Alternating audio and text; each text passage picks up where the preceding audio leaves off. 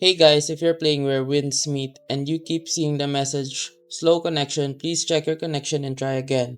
Don't worry, this is a common issue, especially on mobile. Most of the time, this happens because the game can't properly connect to the internet. First fix, refresh your connection. On Android, swipe down and turn airplane mode on. Wait around 10 seconds, then turn it off. After that, reopen the game and see if it loads normally. If the error is still there, try switching networks. If you're using Wi-Fi, switch to mobile data. If you're on mobile data, connect to a Wi-Fi network instead. Still not working, let's clear the game's cache. Go to settings, tap apps, and find where winds meet. Then open storage. Tap clear cache only, don't clear data. Lastly, open the Play Store and make sure the game is fully updated because old versions can cause connection bugs. That's it. If this helped, drop a comment below and I'll see you in the next video. And remember, if this video helped you fix something or saved you from wasting money, here's an easy way to support the channel.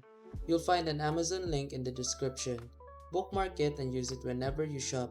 Whether you're buying tech or everyday essentials, a small portion of what you already spend helps support the work here at no extra cost to you. And trust me, Amazon won't even notice.